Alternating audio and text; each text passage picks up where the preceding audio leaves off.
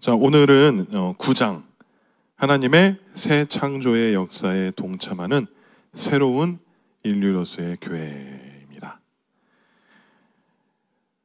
이제 이 과를 통해서 우리는 뭘 알 수 있냐면 예수님의 그 십자가와 부활, 우리가 예수님의 그 십자가에 올라가시고 죽으시고 부활하신 그 사건으로 말미암아 우리는 대체적으로 우리의 죄를 사해 주시고 또한 우리에게 천국의 삶을 주셨다라는 의미로 이제 축소시켜지는 그런 경향이 있는데, 그것보다 더 포괄적으로 다양한 관점에서 우리가 바라봐야 한다. 그거를 이 과에서 이제 말해주고 있습니다. 그래서 예수님의 십자가의 부활이 예수님의 십자가는 죄와 악이 지배하는 옛 시대를 끝내셨다. 예수님의 부활은 새 시대의 시작이다. 장차 올 새하늘 새 땅 가운데 예수님이 먼저 그 새하늘 새 땅의 첫 태생으로서 그 모습을 보이셨다. 그리고 교회는 예수님의 십자가의 부활에 참여하는 새로운 인류다. 교회로서의 그 역할을 말하는 것이죠. 그리고 교회는 새 창조 역사를 위한 하나님의 동역자. 동역자라는 것은 함께하는 것이죠. 그냥 지켜보고 있고 그냥 알아서 해주기를 바라는 것이 아니라 함께 그 일을 해나가는 동역자의 그 역할을 교회가 하는 것이다. 그리고 이제 하나님의 삼중 초청, 이게 삼중 초청이 이 과의 핵심이라고 볼 수 있습니다. 그럼 우리는 어떻게 이 교회를 통해서 어떻게 나아갈 것인가? 그럼 세 가지의 그 초청에 우리가 응해야 한다. 그걸 한번 이 9장을 통해서 한번 살펴보도록 하겠습니다. 네, 내용이 그렇게 어렵지 않습니다. 그래서 우리 오늘 성도님들 피곤하겠지만 잘 따라오시면 또 일찍 끝날 수도 있으니까요. 그래서 우리 함께 하도록 하겠습니다. 자, 신약의 교회는 구약의 이스라엘 백성들의 정체성과 역할을 이어받았습니다. 그런데 전 우주적인 사건이 발생하죠. 그중 하나는 하나님의 아들인 예수 그리스도께서 오셔서 모든 창조 세계를 위한 구속을 성취하십니다. 예수 그리스도가 이 땅에 오셔서 모든 창조 세계가 타락되어지고 하나님과의 멀어진 그런 상태였지만 그 일을 예수님께서 하셨다는 것이죠. 그리고 신약의 교회는 그 구속에 토대한 하나님의 백성, 즉 하나님의 이스라엘입니다. 그러니까 신약의 교회가 하나님의 이스라엘과도 같은 거라는 것이죠. 예수님의 그 십자가의 부활은 가장 중요한 사건들입니다. 예수 그리스도의 그 복음, 예수님의 그 복음을 전할 때 이 십자가와 부활은 절대 빼놓을 수 없는 진리 중에 진리인 것이죠. 이 두 가지 역사적 사건은 서로 깊이 연관이 되어 있고 우주적 역사의 중심에 함께 우뚝 서 있습니다. 그것은 역사의 목적인 구원을 성취합니다. 첫 번째, 예수님의 십자가와 부활. 성경적 관점에서 예수님의 십자가와 부활을 통해서 하나님께서 하신 일들을 이렇게 요약할 수 있습니다. 예수님의 죽음에서 하나님은 죄와 악이 지배하는 옛 시대를 끝내셨습니다. 예수님의 그 죽음이 없으면, 피 흘리심이 없었다면 죄와 악이 지배하는 그 시대가 지금까지도 이어졌겠죠. 근데 예수님이 죽으심으로 말미암아 그 옛 시대를, 죄와 악이 지배하는 옛 시대를 하나님께서 끝내셨다. 피 흘림이 없은즉 죄사함이 없다고 했죠. 그 죄사함을 누가 흘리셨습니까? 예수님. 아무 죄도 흠도 없으신 어린 양과도 같은 예수님의 피로 말미암아 그 모든 죄와 악을 끝내셨다. 그리고 예수님은 자신의 죽음에서 모든 창조 세계를 위해 행동하셨고 옛 시대를 지배하던 악의 세력을 결정적으로 물리치셨습니다. 예수님은 자신의 부활에서 역시 모든 창조 세계를 위해 행동하셨고 새 창조를 시작하셨습니다. 그리스도의 죽음은 옛 시대의 끝이고 그분의 부활은 새 시대의 시작입니다. 예수님은 새 창조의 열매입니다. 그러니까 예수님의 그 죽으심과 부활하심이 옛 시대의 끝과 새 시대의 시작을 말하는 것이죠. 그리고 새 창조의 열매라는 것입니다. 예수님의 십자가는 죄와 악이 지배하는 옛 시대를 끝내셨습니다. 예수님의 십자가를 통해 하나님은 죄와 악이 지배하는 그 옛 시대를 끝내셨습니다. 이 점을 잘 보기 위해서 예수님의 십자가에 대한 중요한 이미지들을 살펴볼 필요가 있습니다. 그 이미지들은 예수님의 십자가가 지니는 의미를 보다 잘 이해할 수 있도록 하기 위한 것입니다. 그 십자가의 이미지 중에 우리가 잘 아는 대표적인 이미지는 대속적 속죄입니다. 우리의 모든 죄를 대신해서 짊어지신 그 예수님의 속죄 이미지, 혹은 희생 제물의 이미지입니다. 그것은 십자가에 대한 성경적 이해의 핵심입니다. 이 이미지는 예수님이 세상의 죄와 하나님의 정당한 진노를 스스로 담당하시고 대속의 죽임을 당하신 것을 의미하며 구약에서부터 풍부하게 나오는 이미지입니다. 많은 성경 구절이 이 이미지를 뒷받침합니다. 요한복음 1장 29절 말씀 함께 읽어보겠습니다. 시작. 보라, 세상 죄를 지고 가는 하나님의 어린 양이로다. 로마서 3장 25절. 이 예수를 하나님이 그로의 피로써 믿음으로 말미암는 화목제물로 세우셨으니 이는 하나님께서 길이 참으시는 중에 전에 죄인 죄를 간과하심으로 자기의 의로우심을 나타내려 하심이니. 요한 1서 4장 10절. 사랑은 여기 있으니 우리가 하나님을 사랑한 것이 아니요 하나님이 우리를 사랑하사 우리 죄를 속하기 위하여 화목제물로 그 아들을 보내셨습니다. 아멘. 구약의 제사장 시대 가운데 제사를 드렸던 그 시대에는 주님께 하나님께 나아갈 때마다 그 제물이 필요했습니다. 하지만 예수님께서 그 산 제물이 되셔서 그 화목 제물이 되셔서 그 모든 것들을 다 파괴하시고 우리 하나님 앞에 지성소 가운데 나아가는 그 역할을 예수님이 하셨다는 것이죠. 그동안 특히 복음주의 진영에서 예수님의 십자가를 단순히 개인 구원을 위한 대속적 속죄로만 축소해서 이해하는 경우가 많았습니다. 그 경우 복음을 제시할 때 하나님과의 개인적 관계의 중요성으로부터 시작해서 그런 관계를 가로막는 개인적인 죄의 문제로, 그리고 그런 죄에 대한 해결책으로 예수님의 십자가를 제시합니다. 그리고 자신을 위해 그리스도의 공로를 얻는 방법으로서 개인적인 믿음과 해결을 제시합니다. 당연히 이러한 복음 제시는 전혀 문제가 없습니다. 예수님의 속죄에 대한 이미지 중 대속적 속죄의 이미지 혹은 희생제물의 이미지는 십자가에 대한 성경적 이해의 핵심입니다. 우리가 이제 보통적으로 예수 그리스도의 그 십자가를 이해하는 데 있어서 우리의 죄를 대신 담당하셨다. 또 하나님과의 그런 관계 가운데서도 예수님으로 인해서 우리가 나아갈 수 있다. 그리고 하나님과 나의 그런 벽이 있다. 죄로 인한 그 벽이 있다. 그 죄의 벽을 허물 수 있는 것은 예수님의 그 십자가의 보혈의 능력이다. 네, 우리가 이렇게 개인 구원을 위한 대속적 속죄로만 축소해서 이해하는 경우가 많이 있다는 거예요. 보통 거의 사람들이 그렇게 이해를 하고 있다는 것을 알 수 있습니다. 근데 문제는 예수님의 그 십자가를 이 이미지로만 축소해서 이해한다면 개별적인 신자의 삶을 넘어서는 십자가의 중요성이 불분명해진다는 데 있습니다. 그러니까 이 십자가의 이미지를 우리가 좀 더 포괄적으로 넓게 바라봐야 할 필요가 있다는 것이죠. 따라서 우리가 예수님의 속죄를 개인의 구원만을 위한 것으로 축소시키는 것을 피하고 예수님께서 십자가에서 이루신 일들을 포괄적으로 올바로 이해하려면 우리는 십자가에 대한 다른 성경적 이미지들도 인정하고 십자가의 개인적, 공동체적, 우주적인 의미 전체를 받아들여야 합니다. 이게 이 과의 핵심 주제라고 말할 수 있습니다. 그러니까 십자가에 대한 이미지를 그냥 개인적인 것으로 보는 것이 아니라 다른 성경적 이미지도 인정하고 개인적, 공동체적, 우주적인 의미 전체를 받아들여야 할 필요가 있다는 것이죠. 이 속죄에 대한 또 다른 이미지는 승리의 이미지입니다. 승리의 이미지에서 십자가는 전투와 고난을 통해 악을 이기신 하나님의 승리이며 그 결과로 해방된 것은 창조세계와 하나님의 백성입니다. 그러니까 우리가 전부터 계속 우리가 하나님이 창조하신, 그러니까 인간을 제외한 하나님이 창조하신 그 자연, 그 모든 만물도 그 죄로 인해 영향을 받고 타락되었다는 것이죠. 근데 예수님의 그 십자가의 죽으심과 부활하심으로 말미암아 우리도 구원받고 그 만물도, 하나님 창조하신 그 만물도 다시 회복을 받았다는 것을 우리는 저는 과들을 통해서 우리는 알 수 있었습니다. 이 이미지는 십자가의 의미가 갖는 우주적 범위에 주의를 기울입니다.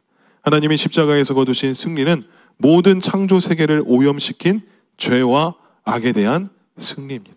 그러니까 모든 창조 세계가 죄와 악으로부터 영향을 받았었다라는 것이죠. 하지만 예수님의 그 십자가의 죽으심과 부활하심을 하며 모든 것들이 다 승리하였다. 예수님의 십자가를 보다 포괄적으로 이해하려면 그것을 일본에서 살펴본 성경 이야기 안에서 이해하는 것이 중요합니다. 그리고 그렇게 하면 십자가에 대한 이 이미지를 보다 잘 이해할 수 있습니다. 속죄에 대한 이 이미지를 잘 보여주는 성경 구절 중 하나는 골로새서 2장 14절에서 15절 말씀입니다. 우리 함께 읽어보겠습니다. 우리를 거스르고 불리하게 하는 법조문으로 쓴 증서를 지우시고 제하여 버리사 십자가에 못 박으시고 통치자들과 권세들을 무력화하여 드러내어 구경거리로 삼으시고 십자가로 그들을 이기셨느니라. 아멘. 그래서 이 마이클 고인은 이 이미지에 대해서 이렇게 잘 말합니다. 복음서는 한편으로는 예수님 안에 성령에 의해 임한 하나님의 나라의 권능과 다른 한편으로 악과 어둠의 세력들 사이의 전쟁에 대해 이야기한다. 이 충돌은 예수님께서 고통, 질병, 죄, 개인적인 죄와 부도덕적인 생활 방식, 부에 대한 숭배, 깨어진 관계, 죽음, 자기의, 적대적인 자연, 왜곡된 종교 구조와 간섭, 배제시키고 소외시키는 불의한 사회 구조, 가난한 자를 착취하는 불의한 경제 구조와 권력을 남용하는 불의한 정치 구조를 공격하실 때 분명히 나타난다. 예수님은 이런 개인적이고 구조적인 악에 그분의 말씀, 능력 있는 행위, 많은 예언적 행동과 사회적 실천들로 대항하신다. 그분은 이 악의 근원을 인간의 마음과 사회적, 경제적, 정치적인 구조 뒤에 숨어 있고 악마적이고 사탄적 세력들에서 찾으신다. 십자가는 이러한 전쟁을 절정에 이르가야 하는 사건이다. 모든 권력 구조, 즉 정치, 종교, 사회 구조가 힘을 합쳐서 예수님을 처형시킨다. 이들은 잔인한 병사, 모호한 대개중, 소심한 제자, 배신자 유다, 질투하는 종교 지도자, 부패한 로마와 유대 사법 제도다. 복음서가 이 이야기를 할 때 십자가는 악의 세력들과의 결투에서 승리하기 위해 지불한 대가다라는 것입니다. 어떻게 보면 참 이 십자가의 이 사건으로 인해서 그 부패한 것들의 결투에서 이 죽음으로써 맞이해야 하는 좀 안타까운 모습이 있지만 이 악의 세력들과의 결투에서 승리하기 위해서 지불한 것이 바로 예수님의 그 십자가의 죽으심과 부활하심이라는 것이죠.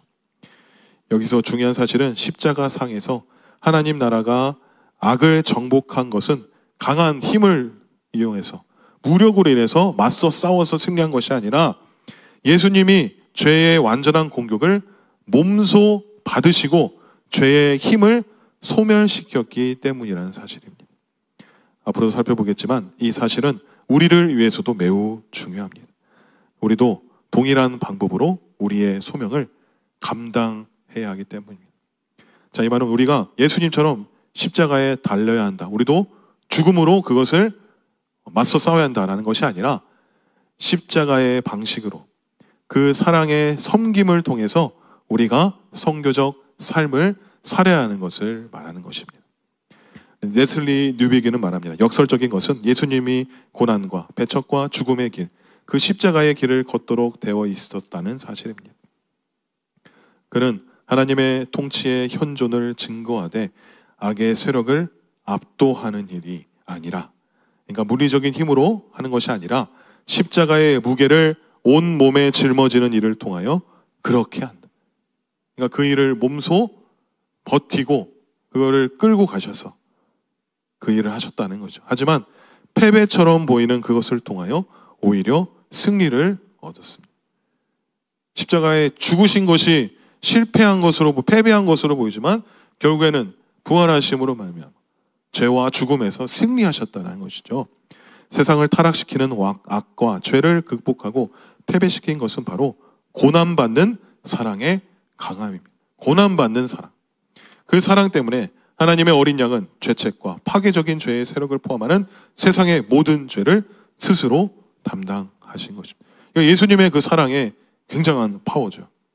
이 두 이미지를 서로 대립시킬 필요가 없습니다. 우리는 둘 중 하나를 취할 것이 아니라 그 둘을 다 인정하고 받아야 드려야 합니다. 두 이미지 모두 선교적 교회를 위해 십자가를 온전히 이해하는 데 있어서 중요합니다.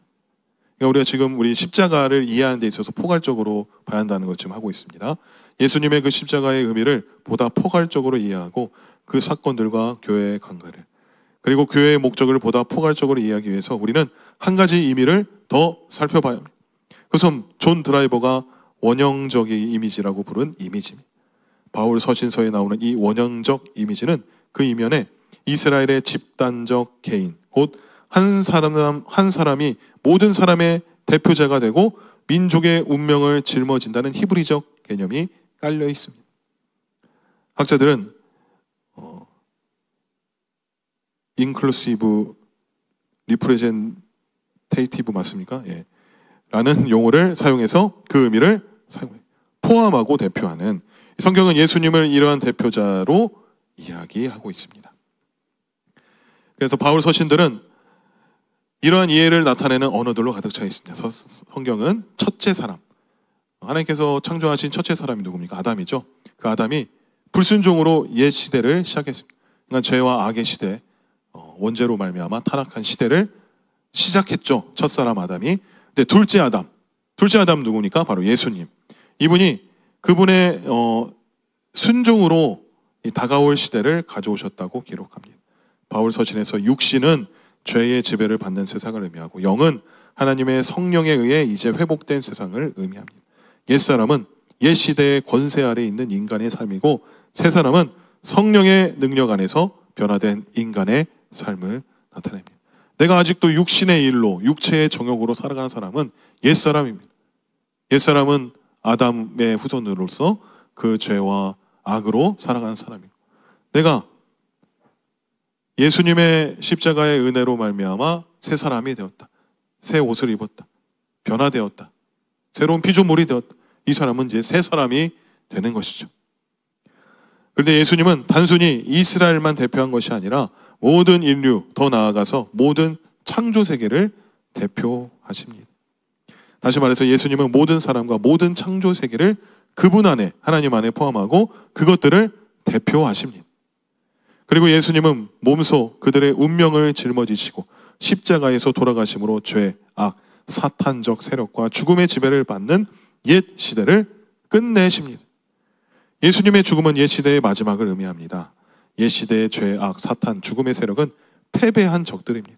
왜냐하면 예수님이 부활하셨기 때문에, 죽음에서 승리하셨기 때문에 그들은 다가올 시대에 속한 자들에 대한 지배력을 상실했습니다. 그리고 예수님은 자신의 부활을 통해 새 시대를 시작하십니다. 그러니까 옛 시대를 무너뜨리고 새 시대를 연 것은 예수님의 십자가의 죽음과 부활이다. 저는 이 말을 계속 반복하고 있죠. 예수님의 부활은 새 시대의 시작입니다. 예수님의 부활은 새 창조의 시작입니다. 즉 예수님의 부활은 새 시대의 시작을 의미합니다. 신약 성경은 세 가지 이미지를 사용해서 그러한 이해를 분명하게 합니다. 예수님은 첫 태생, 시작, 첫 열매입니다. 첫 태생과 시작의 이미지는 골로새서 1장 18절에 나옵니다. 다 읽어보겠습니다. 그는 몸인 교회의 머리시라. 그가 근본이시요 죽은 자들 가운데서 먼저 나신 이시니 이는 친히 만물의 으뜸이 되려 하시며, 예수님은 이 죽은 자 가운데서 살아난 첫 태생, 퍼스트본, 우리말 성경에 먼저 나신 이라고 번역된 이 단어는 헬라어로 첫 태생입니다. 예수님은 죽은 자 가운데서 다시 사신 첫 태생, 즉 다가올 새 세상에 태어난 첫 번째 사람입니다. 이 다가올 세상이 뭡니까? 새하늘 새 땅. 주님께서 재림하시는 그날, 그 새하늘 새 땅에 갈 첫 태생이 예수님이라는 것이죠. 그러나 첫 태생이라는 표현은 단순히 시간적으로 먼저 나셨다는 의미만을 전달하지 않습니다. 그 표현은 예수님의 첫 태생으로서 특별한 위치를 의미합니다. 예수님은 그분을 따르는 자들을 위해 길을 열어주시고 그들의 미래를 자신의 미래에 참여하게 하시는 분이라는 것입니다. 얼마나 감사한 일입니까?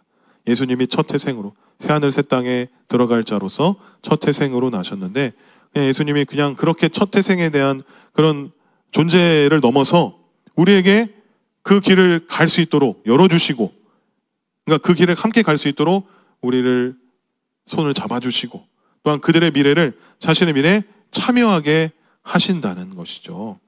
그래서 예수님은 부활의 시작이라고 하는 것입니다. 부활하셔서 새하늘 새 땅에 갈 수 있는 그 길을 여셨기 때문에 그 길을 갈 수 있는 길을 열어주셨기 때문에 바로 시작, 새하늘 새 땅에 갈 백성들을 이제 모집하고 함께 갈 이들을 여시는 그 시작점이라는 것이죠. 우리말 성경에 근본이라고 번역된 단어는 헬라어로 시작이라는 단어입니다. 이 구절에서 그 단어는 부활과 연관되어 있습니다. 그리스도가 근본이 된다 함은 그리스도의 선제성, 이 선제성은 뭐냐? 바로 예수님은 언제부터 있다고 하셨습니까? 우리 요한복음 1장에 나오는데 천지가 창조되기 전부터 예수님은 계셨다고 했죠. 그것을 이제 선제성이라고 하는데 선제성보다는 그리스도의 부활과 깊은 연관이 있다. 페트라 주석에 나왔다고 합니다.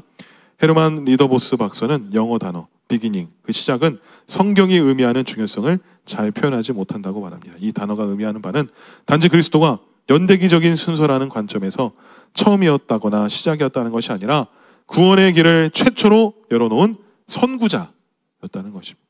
구원의 길을 부활로서 예수님이 만드셨잖아요.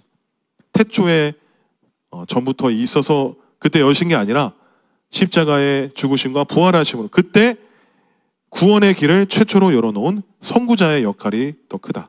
그리스도로 말미암아 부활이라는 엄청난 사건이 현실이 되었다. 그리고 세 번째 이미지는 첫 열매입니다. 그러나 이제 그리스도께서 죽은 자 가운데서 다시 살아나서 잠자는 자들의 첫 열매, 그러니까 첫 태생, 시작, 첫 열매가 이제 예수님의 그 이미지라 우리가 보자는 거였죠. 예수님은 종말론적 추수의 첫 열매, 시작, 추수의 첫 부분으로서 남아있는 추수를 대표합니다. 첫 열매에서 전체 추수가 가시화됩니다. 그런 의미에서 첫 열매는 다가오는 추수의 확실한 보증이기도 합니다. 이 세 이미지가 모두 어떻게 예수님의 부활에서 다가올 시대, 즉 하나님 나라와 부활의 삶이 시작되었는지를 보여줍니다. 예수님의 부활도 십자가와 마찬가지로 성경 이야기 안에서 이해해야 합니다. 그렇게 이해하면 그것은 단지 기독교 신앙의 진리를 입증하는 하나의 기적으로서 홀로 서 있는 고립된 사건이 아닙니다. 오히려 부활은 세계 역사의 중심에 십자가와 함께 서서 역사의 의미와 방향을 제시합니다. 예수님이 무덤에서 부활하심으로 새로운 어떤 일이 시작되었고 그 일은 언젠가 이 세상을 가득 채울 것입니다. 뉴비기는 다음과 같이 강조합니다. 우리의 신앙은 이 역사적 사건이 모든 역사의 결정적인 사건이라는 믿음이다. 인간의 역사와 자연의 역사 모두를 포함하는 역사의 중심에 예수님의 죽음과 부활이라는 중추적, 결정적, 단회적인 사건이 서 있다. 인간의 상황은 이 사건으로 인해 불가역적으로 바뀌었다. 네, 두 번째입니다. 교회는 예수님의 십자가와 부활에 참여하는 새로운 인류입니다. 그러니까 이제 교회의 역할을 얘기해 주는 것이죠. 예수님의 십자가와 부활. 우리는 이제 아는 것을 예수님의 십자가의 부활의 의미와 그 이론적인 것을 알았지만 이 교회의 역할은 뭐라고 했습니까? 그 십자가의 부활에 참여하는 새로운 인류라는 것이죠. 예수님은 십자가와 부활을 통해서 옛 시대를 마감하셨고 새 시대를 시작하십니다. 그리고 예수님은 새 창조 역사의 동역자로서 예수님에게 속한 무리의 신약의 교회를 세우십니다. 그러니까 교회를 세우신 그 목적은 새 창조 역사의 동역자로서 그 교회를 세우셨다는 것입니다. 다시 말해서 예수님은 자신의 죽음에서 성취된 죄의 패배에 참여하고 자신의 부활로 성취된 새 창조의 시작에 참여하는 새로운 인류를 창조하셨다고 표현합니다. 창조하셨다고. 따라서 한 사람이 예수님을 믿고 세례를 받아서 하나님의 종말론적 공동체에 참여하게 되면 그 사람은 그리스도의 죽음과 부활에 그분과 연합하게 됩니다. 우리가 세례를 받는 그 세례의 의미가 바로 이거지 않습니까? 예수님의 능력으로 말미암아 나의 옛사람은 죽고 예수님의 그 공로에 힘입어서 예수님으로 인해 새 사람이 되고 나와 예수님이 연합되는 그것이 이제 세례 받는 의미이지 않습니까? 그리고 예수님과 연합하게 되면 그 사람은 예수님과의 연대 속에서 그분의 죽음과 부활에서 불가역적으로 성취된 우주적 역사의 운명에 참여하기 시작하는 것입니다. 우리는 로마서 5장과 6장에서 이 부분을 잘 볼 수 있습니다. 로마서 5장은 아담과 그리스도에 대해 이야기합니다. 아담은 옛 세상의 시작으로 서 있지만 예수님은 새 세상의 시작으로 서 계십니다. 아담의 죄는 옛 시대를 열었지만 예수님의 사역은 다가올 시대를 여셨습니다. 그러니까 옛 시대를 무너뜨리고 그냥 그 무너뜨린 자체로 끝나는 것이 아니라 다가올 시대를 여셨다는, 아까도 얘기했던 비기닝이 시작되었다는 것이죠. 우리가 아담 안에 있으면, 옛사람 안에 있으면 우리는 옛 시대의 일부며 그 시대의 영향력 아래 있습니다. 하지만 우리가 그리스도 안에 있으면 우리가 다가올 시대의 일부가 되는 것입니다. 이러한 대조 이후에 곧바로 성경은 로마서 6장에서 우리가 세례를 통해 새로운 공동체로 편입됨으로써 예수님이 그분의 죽음과 부활로 성취하신 것에 참여한다고 말합니다. 당연히 로마서 6장에서 말하는 세례는 예수 그리스도를 믿는 믿음을 전제하는 것입니다. 위에서 언급한 것처럼 예수님의 부활이 시작이라는 말은 단순히 연대기적으로 시작이라는 것만을 의미하지 않는 것이죠. 당연히 그 의미가 있습니다. 그러나 그 말은 예수님의 특별한 위치, 앞에서 살펴본 대로 예수님의 공생의 사역의 한 핵심은 이스라엘의 회집이었습니다. 이제 예수님은 자신의 십자가와 부활로 하나님 나라를 실체화하시고 십자가와 부활의 성취에 참여하는 백성을 그분께로 이끄십니다. 성경은 예수님과 연합하여 그분의 사역에 참여하는 많은 형제에 대해 이야기합니다. 여기서 많은 형제가라서 이제 남자들만 말하는 것이 아니라 자매들도 포함하는 것이죠. 마치 이 예수님의 신부를 이 남자 여자 관계없이 하는 것처럼 로마서 8장 29절 말씀에 하나님이 미리 아신 자들로 또한 그 아들의 형상을 본받게 하기 위하여 미리 정하셨으니 이는 그로 많은 형제 중에서 맏아들이 되게 하려 하십니다. 이 구절에서 우리말 성경에 맏아들이라고 번역된 헬라어 단어는 골로새서 1장 18절에 먼저 나신 이라고 번역된 단어와 똑같은 단어로서 첫 태생이라는 뜻입니다. 또한 성경은 말합니다. 누구든지 그리스도 안에 있으면 새로운 피조물이다. 이전 것은 지나갔으니 보라 새 것이 되었도다. 고린도후서 5장 17절. 이 말은 하나님의 백성이 비록 죄와 죽음이 있는 세상에서 여전히 살아가지만 그들은 예수님의 부활의 삶에 참여하고 하나님의 새 창조의 일부가 되었다는 말입니다. 그래서 마르쿠스 바르트는 박사는 그것을 이렇게 표현합니다.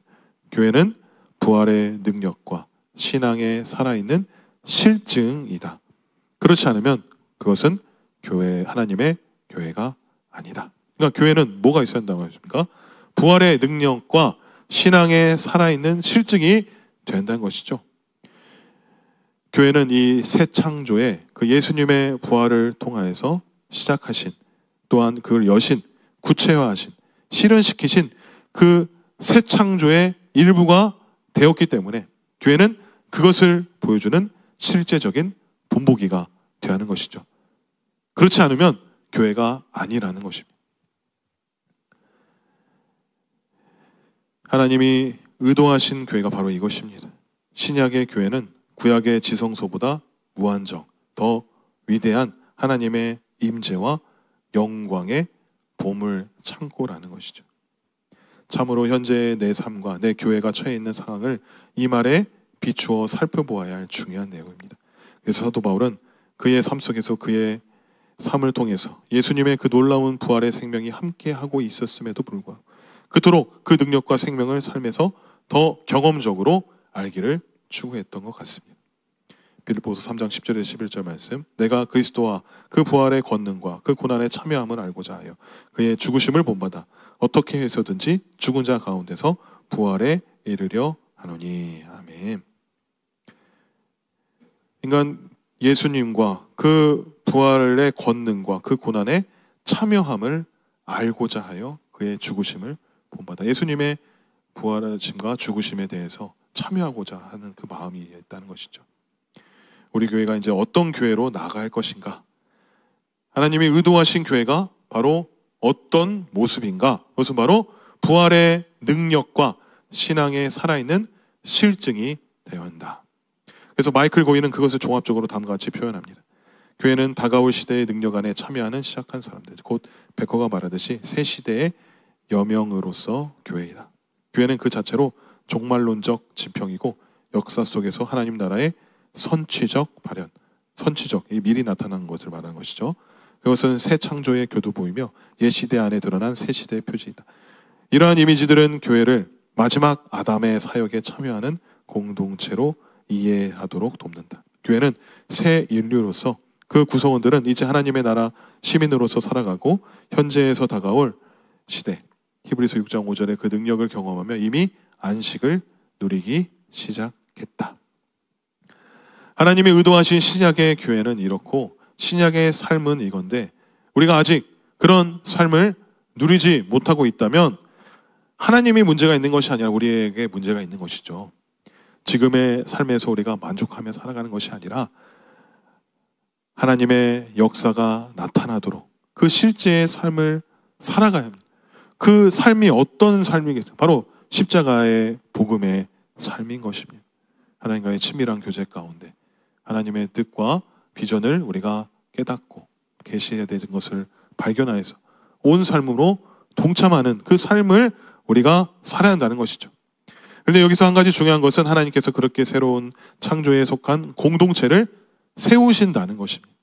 공동체를 세우신다는 것이죠. 교회 안에서. 고린도후서 5장 17절의 경우도 우리말 성경에 피조물이라고 번역된 단어는 창조를 의미하는 단어입니다. 그래서 리더 보스는 그 구절을 이렇게 번역합니다. 누구든지 그리스도 안에 있으면 그는 새로운 창조에 속해 있다. 그러면서 그는 이 새로운 창조의 이미지를 개인주의적 방식으로 생각해서는 안 된다고 주장합니다. 우리는 우선적으로 개인주의적이고 인격적인 관점이 아니라 구속사적이고 집단적인 관점을 취하여야 한다. 바울의 새 창조에 대한 언급은 단지 개인적인 의미에서 새로운 피조물이 되었다는 것만을 의미하는 것이 아니고 하나님이 재창조하신 새로운 세계가 그리스도 안에서 동텄고 그리스도 안에 있는 사람들은 누구든지 그 세계로 편입되어 된다는 것을 의미하는 것으로 생각하여야 한다는 것입니다. 그래서 바울이 새 창조에 대한 우리의 참여를 이야기할 때 데이비드 보쉬 박사는 교회 안에 고립된 개인이나 이기주의자가 자리할 여지가 없다. 어느 개인이라도 믿음으로 의롭다함을 경험할 때 그 새 창조에 참여하는 그 신자들의 공동체로 옮겨 들어간다고 말합니다. 단순히 예수님 믿고 예수 그리스도의 공동체로서 살아갈 때 그냥 개인적으로 난 은혜 받고 나는 구원받아서 나는 이제 천국에 갈 수 있다. 단순히 그 개인적인 거기에서 벗어나야 한다는 거죠. 그 공동체로 우리가 편입된다라는 것입니다. 그것은 새로운 세상 질서의 여명입니다. 그래서 우리는 분리된 개개인으로서가 아니라 새로운 질서에 거주하는 새로운 인류의 구성원으로서 새 창조에 속합니다. 그리고 구원은 우주적 넓이를 갖습니다. 새 창조는 예수님의 부활에서 시작되었기 때문입니다. 구원은 모든 인간의 삶을 포용할 만큼 넓어서 한 백성, 곧 새 창조에 함께 참여할 새로운 인류에게 미칩니다.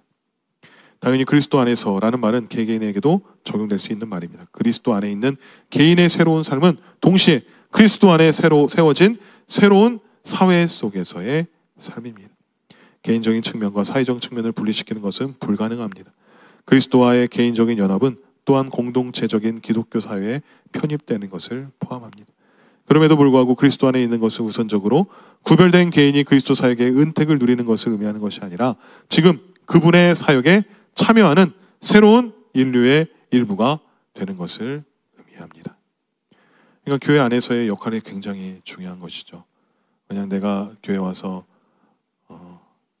죄사함 받고 용서받고 은혜 받고 구원받고 그냥 그렇게 신앙생활 하다가 끝나는 것이 그런 차원의 신앙이 아니라 바로 새하늘 새 창조의 그 땅 가운데 예수님의 그 죽으심과 부활하심에 동참하여서 새로운 예수님의 그런 창조자로서 새로운 곳 가운데 우리가 준비해서 함께 나아가야 하는 그런 새로운 인류의 일부가 된다는 것입니다.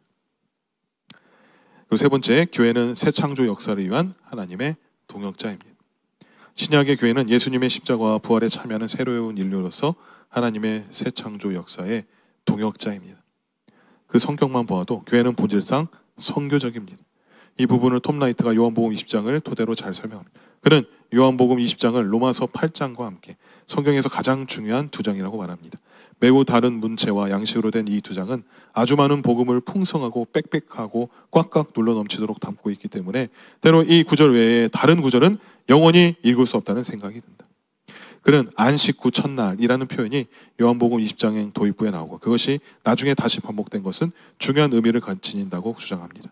요한이 그렇게 반복할 때는 중요한 무언가가 계속 진행되고 있다는 뜻이라는 것입니다. 그는 요한복음 전체의 틀이 창세기 1장과 상응하도록 짜였다고 말합니다. 그에 의하면 창세기와 요한복음 모두 태초에라는 말로 시작되죠. 여섯째 날, 곧 금요일에 하나님이 자신의 형상대로 인간을 창조하셨고, 요한복음에서는 어떻습니까? 금요일에 본디오 빌라도가 예수님을 군중 앞에 세우고 이 사람이로다 라고 말합니다. 금요일 저녁에 하나님은 창세기 1장 끝에서 모든 창조를 다 마치셨는데 예수님은 금요일에 다 이루었다 라고 말씀하셨습니다. 즉 아버지가 창조 사역을 마치신 것처럼 아들도 그 구속 사역을 완수하셨습니다. 그 뒤 일곱째 날 곧 토요일에 하나님은 안식하시고 성육신 하신 하나님은 무덤 속에서 안식하시고 그분의 사역은 완수됩니다. 그리고 그 다음 주간의 첫날 이른 새벽에 막달라 사람 마리아가 무덤에 가서 무덤이 비어있는 것을 발견했죠. 이런 사실들을 토대로 톰 라이트는 안식 후 첫날이라는 표현을 통해 요한복음 이제 옛 주, 그러니까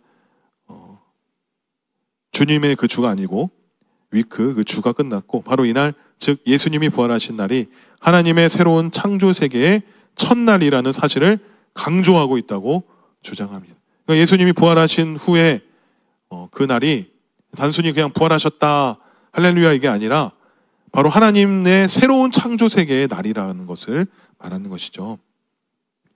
참고로 요한복음 전체의 틀이 창세기 1장과 상응하도록 짜였다라는 톰 라이트의 주장에 동의하지 않더라도 예수님의 부활이 하나님의 새 창조 날의 첫날인 것은 우리가 바로 위에서 살펴본 것처럼 신약 성경 전체를 볼 때 명백한 사실입니다. 저는 그가 주장하는 틀에서 보면 요한복음 20장이 말하는 바를 매우 생생하게 볼 수 있다고 생각합니다. 부활을 통해서 하나님의 새로운 창조 세계의 첫날을 여신 예수님께서 제자들에게 나타나셔서 그들에게 소명을 주십니다. 그것이 21절 아버지께서 나를 보내신 것 같이 나도 너희를 보내노라.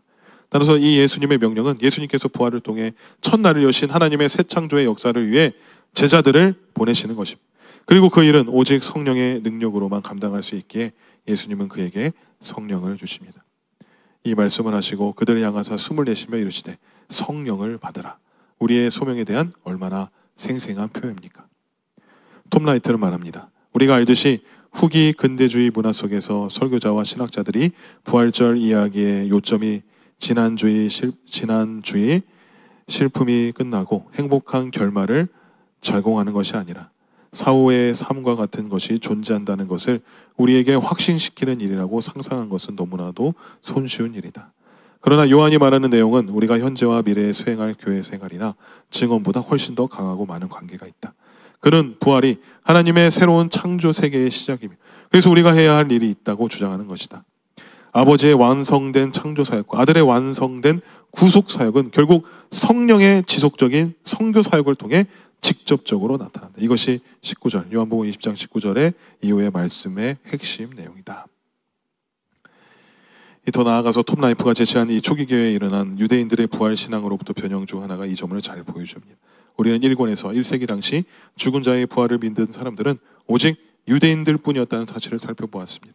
그리고 초기 기독교에서는 유대인들이 부활에 대해서 가지고 있던 신앙에서 7가지 변형이 일관되게 일어나는데 그 7가지 변형이 예수님의 부활에 대한 강력한 역사적인 증거라는 점도 살펴보았습니다. 왜냐하면 예수님께서 실제로 그렇게 부활하지 않으셨다면 그러한 변형은 전혀 생각할 수도 없었을 내용들이었기 때문입니다.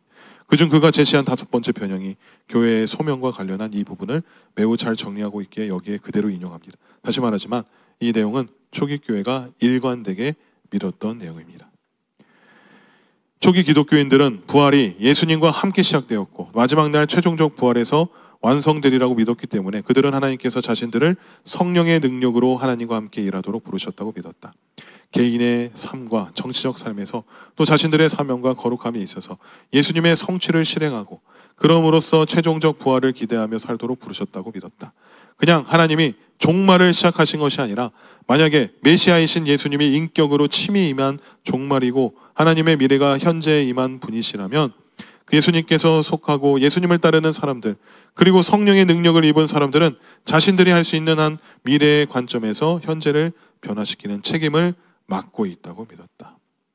이게 바로 이 초대교회가 믿은 것이죠. 예수님의 부활의 기초에서 이게 우리의 소명과 관련되기도 합니다. 창세기 1장에서 하나님께서 하늘과 땅의 모든 것에 대한 창조를 마치시니까 모든 것이 다 끝난 것이 아니었습니다.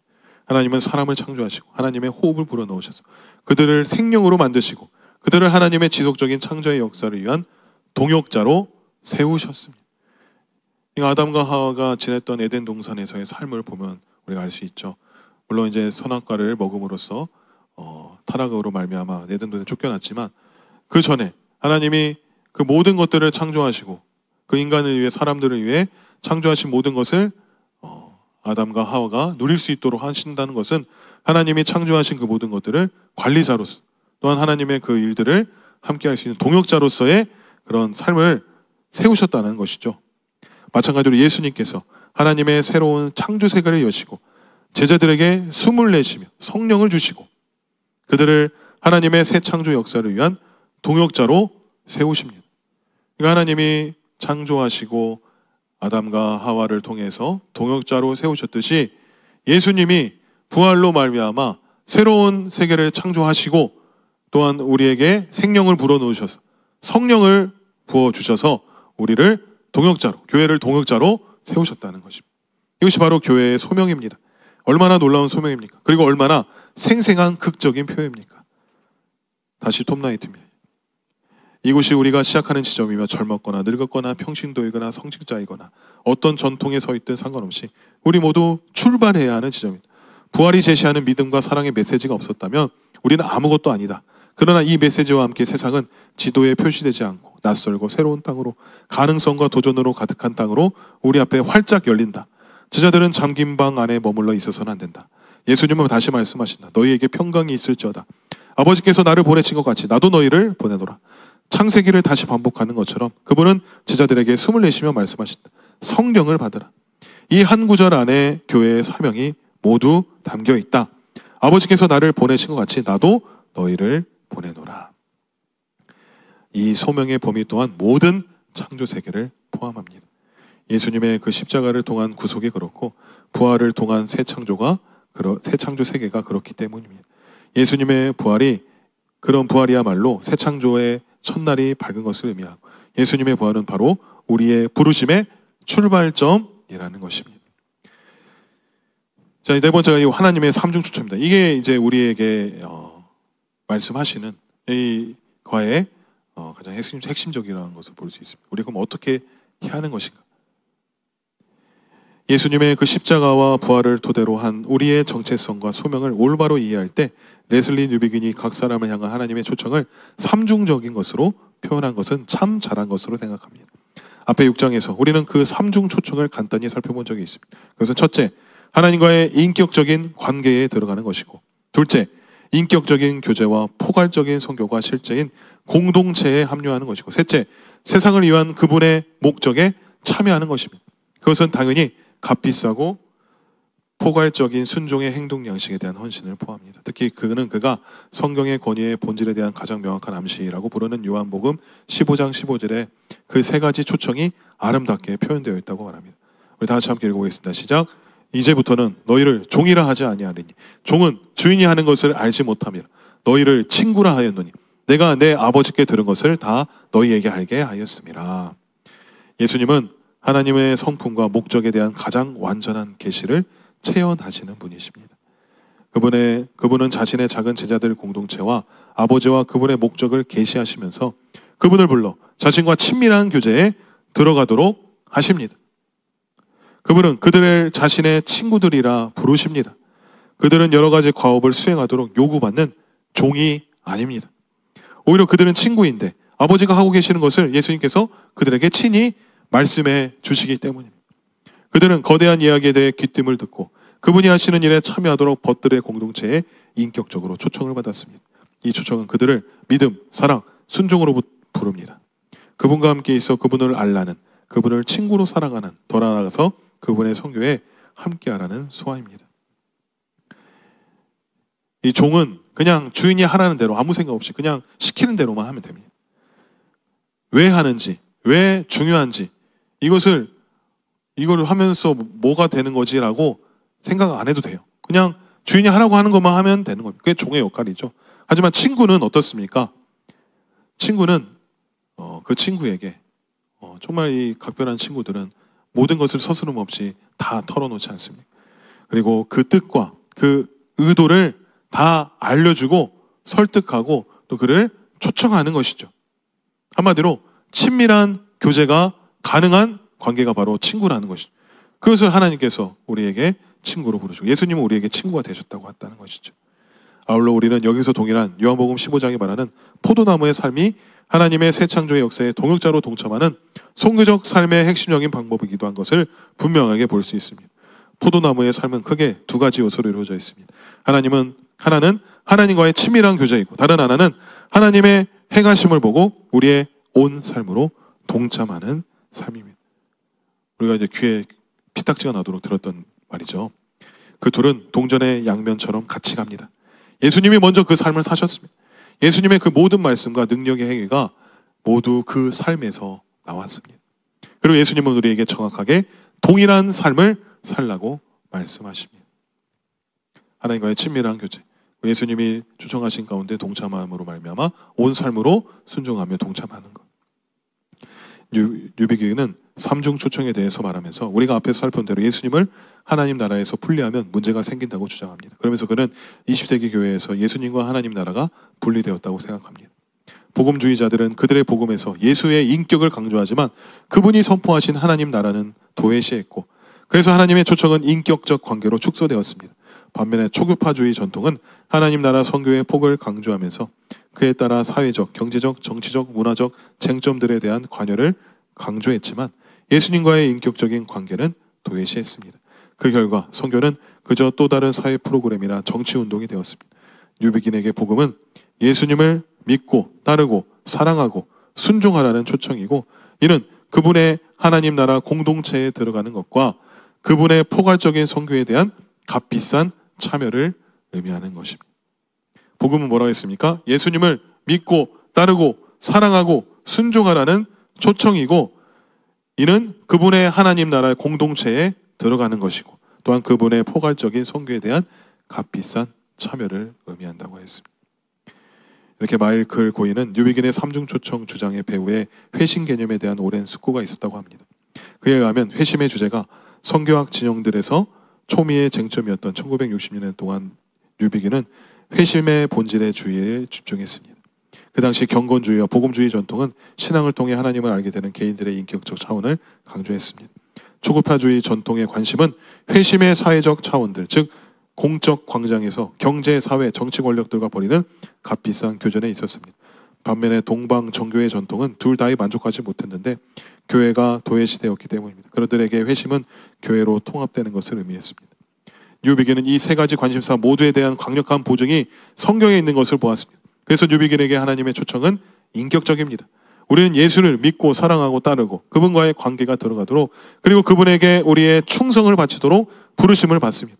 또한 하나님의 초청은 값비쌉니다.